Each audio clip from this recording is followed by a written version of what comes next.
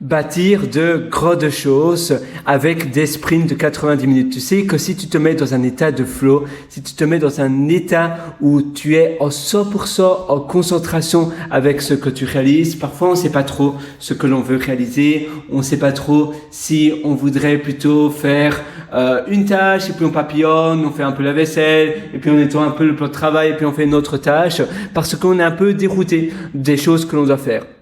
Mais à côté de cela, si tu es dans des sprints de 90 minutes, si tu te mets à 100% de quelque chose et que tu ne fais rien d'autre, tu coupes les notifications de ton téléphone, tu dis à ton entourage que tu n'es pas dérangeable et cela dure pendant 90 minutes, tu fais par exemple une tâche de freelance, tu écris, tu fais une formation, eh bien, tu vas être beaucoup plus productif, surtout si c'est le matin, la première heure de la journée. Pourquoi 90 minutes? Eh bien, ça a été scientifiquement prouvé que 90 minutes, c'est la balance, c'est l'équilibre parfait pour la productivité. Après 90 minutes, eh bien, ton attention descend et donc, il est temps de faire une petite pause, en général de un quart d'heure. Tu vas à nouveau pas aller sur ton téléphone parce que tu sais, si tu vas avoir des messages instantanés, si tu vas avoir des emails, après, ça risque de prendre de l'espace mental dans ta tête, ça risque de te distraire et tu risques d'avoir des pensées qui vont venir durant ta tâche.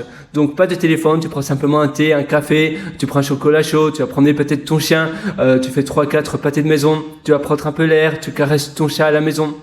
Et puis après, tu recommences, tu fais à nouveau un autre sprint de 90 minutes. Et puis après, tu fais à nouveau une petite pause et puis tu fais à nouveau un sprint de 90 minutes. Donc pendant 3 heures durant le matin. 3 sprints de 90 minutes sur une journée, c'est suffisant. Et là, tu vas faire les tâches les plus importantes que tu veux réaliser durant ton jour, durant le jour d'aujourd'hui. Si tu te lèves à 5 heures, eh bien, tu auras terminé avant 9 heures. Donc vers 8h30, tu auras tout terminé. Et c'est parfait parce que 8h45 et puis tu peux prendre un petit déjeuner puis tu peux commencer ta journée à 9h.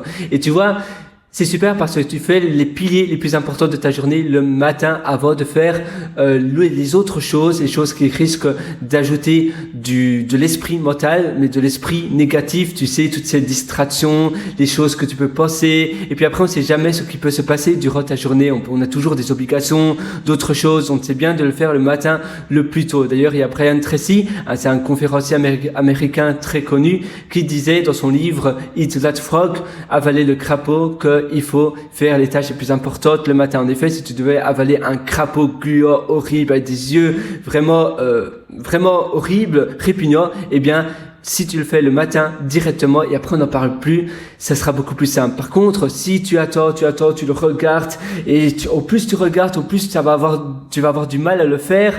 Au plus tu attends, au plus tu vas te sentir mal et finalement tu vas procrastiner, tu vas remettre au lendemain le manger du crapaud et finalement tu vas jamais le faire, tu vas jamais l'avaler. Mais si tu l'avales directement et tu y penses même pas, tu l'avales, eh bien c'est ça le plus important. Toi dans tes sprints c'est pareil. Et d'ailleurs je te conseille aussi de planifier quel type de sprint tu vas faire la veille au soir. Donc la veille au soir, tu vas écrire les types de tâches que tu veux réaliser pour le lendemain matin. Tiens, voilà, je veux réaliser ce type de tâche-là.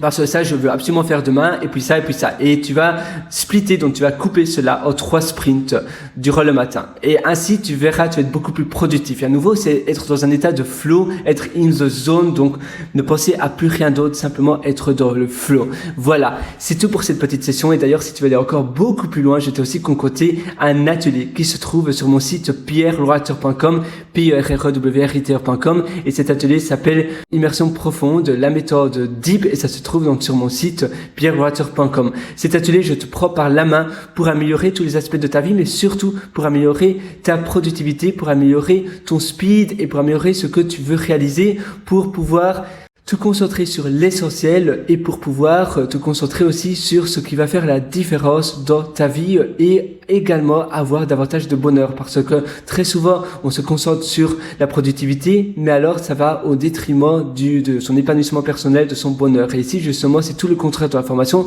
c'est faire beaucoup plus, faire des choses qui comptent vraiment dans ta vie, dans ton succès, mais également de garder et même d'augmenter ton bonheur, ton épanouissement parce qu'en effet le fait d'accomplir des choses va aussi augmenter ton bonheur, ton épanouissement, mais il faut pas que tu aies l'impression que tu sois dans une prison ou que tu sois simplement dans une usine à la chaîne. Non, c'est ton bien-être avant tout avec la productivité qui vient par la suite, mais qui soit aussi ancrée dans tes habitudes. Et donc voilà, moi je te retrouve directement dans cet atelier Immersion profonde.